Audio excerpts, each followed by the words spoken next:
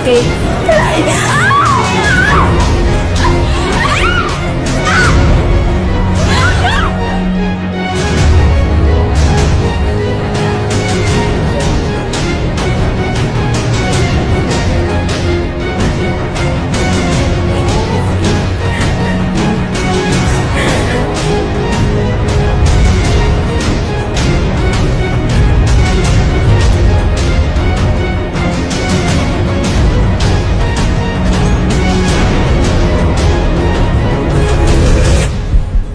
Huwag mo akong salangin.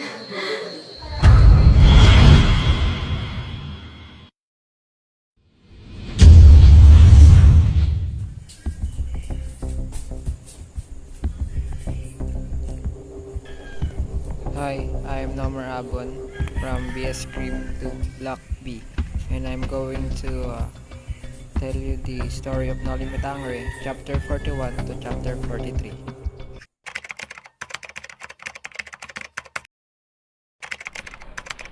This is the chapter 41 of Noli Me Tangere.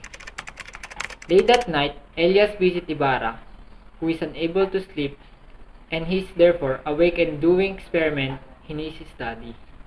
Elias tells him that Maria Clara has fallen ill, and then he explained that he was able to break up the crowd that the traitor by the speaking to the two people who were leading the revolt. There were two brothers where father was killed by the civil guard. Two brothers from Elias happened to save one day from the same fate. As such, he asked them to calm down that angry crowd that night in the theater, and they obliged his request. After departs, Ibarra goes out into the street.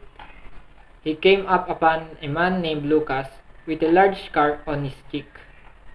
Lucas tells Ibarra that he is the yellow man's brother and asks Ibarra how much he intends to pay his brother's family to make up for the unfortunately death. Ibarra has little patience for his and says that Lucas should visit him the next day. For he is only his way to visit the sick person and can't stop to talk about such matters. Ah, say Lucas. And for a sick person, you would forget a dead? Ibarra ignores him and walks away, leaving him standing in the street, muttering, I know you're the grandson of the man who put my father under the earth. The same blood flows in your veins.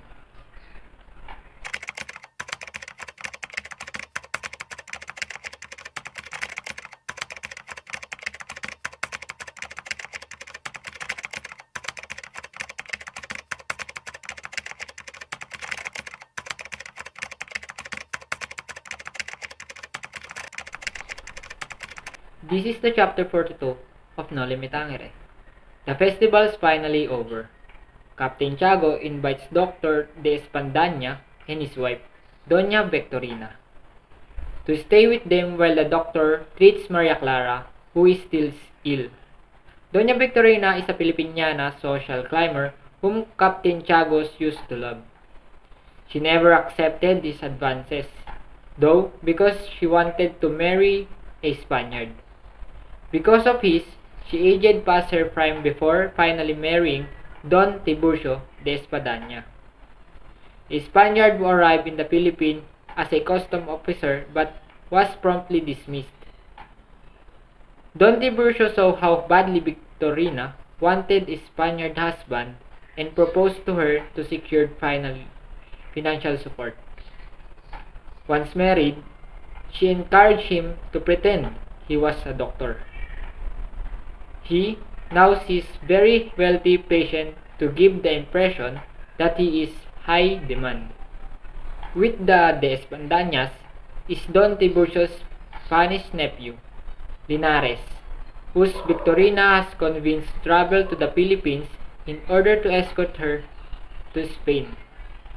This trip never take place, though, and Linares remained with a couple.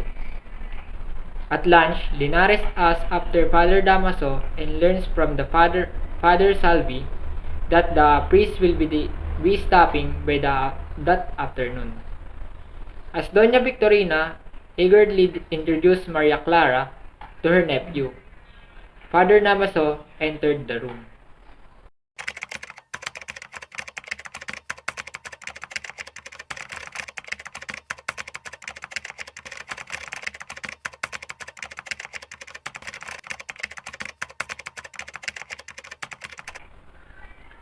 This is the chapter 43 of Noli Me Tangere.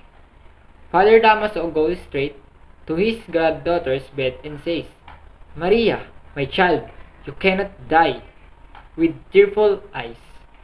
Linares then gives Damaso a letter from his brother-in-law, who Linares say is his godfather. He read the letter, in which Linares' godfather asked Damaso to find the young man a job and wife. Father Damaso say it will be easy to find him a job, but ponders for a moment about where he might find Linares a wife. As he thinks, Father Salvi watch from afar. I think it would be a difficult, Damaso say to himself, but it is the lesser of two evils. He then embraced Linares says, "Come here, kid. We're going to talk to Santiago."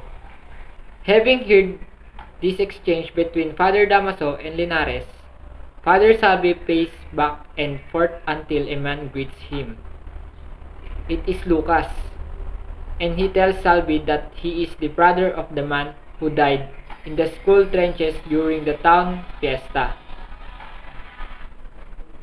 Father Salvi takes one step back, saying, and before, Lucas explained that Ibarra has insulted him by neglecting to pay for his brother's debt. He asked for the priest's advice, but Salvi lunges toward him and tells him to get lost. When Captain Tiago, Father Damaso, and Linares came to see that what the commotion is, Salvi tells that he was the only setting right a beggar. He asked them. He then set off for the parish house. And that is the chapter 41, chapter 42, and chapter 43 of Noli Me Tangere. Thank you very much for your listening.